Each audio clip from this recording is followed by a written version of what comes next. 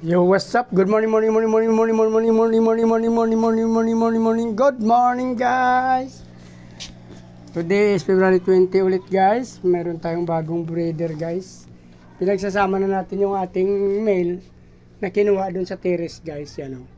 Tapos, pumili naman ako ng female dito sa aking iskinita at pinagsama, guys. Tatlong female actually na pili natin dyan.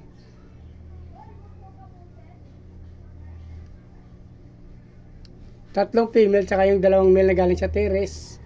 Yung female na tatlo, dito yan galing sa ating iskinita, guys. Ganda nila, guys, oh. Gaganda ng mga female natin, mga big mama yan, guys, lahat.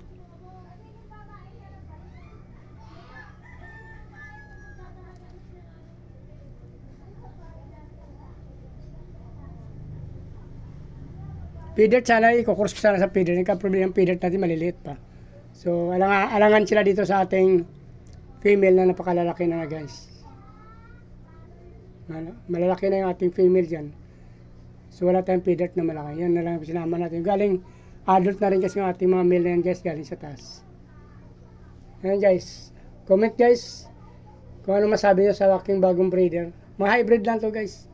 Crossbreeds na electric blue Moscow at saka IBM. Ayun yung isa, medyo ABM na Blue Moscow. Nag-ibang kulay niya, guys, yan.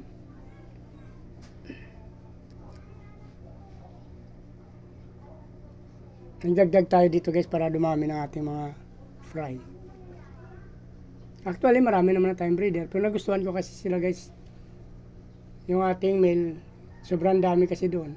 Tatlo lang female doon, tapos apat na male. Mas marami pa sila sa female. So, pinalout ko doon yung dalawa at namimili tayo dito sa ating iskinita ng tatlong female. So, lalagyan natin ito ng takip siguro. Hindi ko alam kasi yung minsan yung ang mga pusa kasi, guys, yung iniwasan natin. Kunin natin to para wala silang patungan.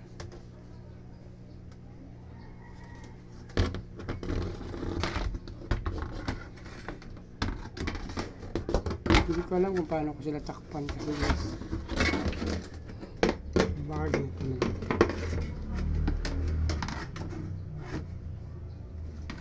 Ito pabayaan na natin, guys. Tingnan natin kung ano magiging ano nila dyan. Pabayaan ko na lang muna sila, guys. Sana hindi pakialaman ng ating pusa. Comment nyo daw, guys, kung nagustuhan nyo itong mga breeder ko. Kung ano ba sa tingin nyo maging labas nito. Parehas na sila hybrid, guys.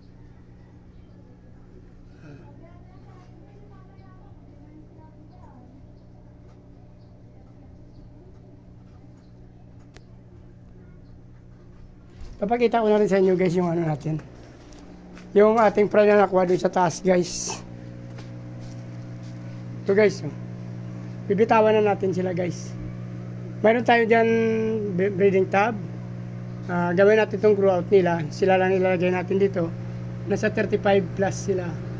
Meron na tayong plants dyan. Nilagyan naman natin ng salt water. Kahit wala silang aerator, okay lang to, guys. Bibitawan na sa natin sila, guys.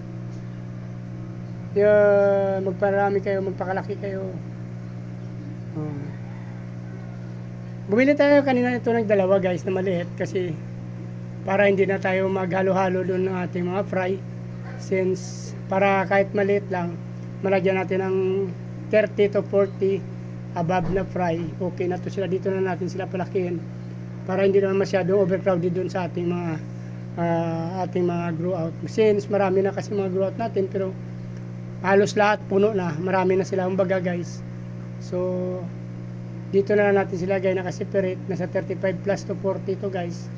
So, sana lumaki sila na kompleto or mamatay man kaunti lang sana, guys. Kasi galing sila dun sa taas, guys, na arawan. Dito naman nila sa ilalim ng bahay na sa ating grow out. Alam nyo naman kasi pagka gabi mainit, tanghali mainit, sa madaling araw sobrang lamig ng tubig nila, kaya minsan di maiwasan na mababawasan sila. Mayroon na mamatay talaga, guys. Kahit sino eksperto na breeder naman, nakikita ko sa kaninang YouTube talagang namamatayan din sila, guys. So, guys, kung nagustuhan yung aking video, paki-like, follow, subscribe, guys, sa aking YouTube channel, Chris TV. Meron akong Facebook page, Chris Molino, guys. Paki-follow nyo na rin at subscribe, guys. Maraming salamat sa patuloy na panood at pagsuporta, guys. Mabuhay kayo hanggang gusto nyo. Masalamat. Bye-bye.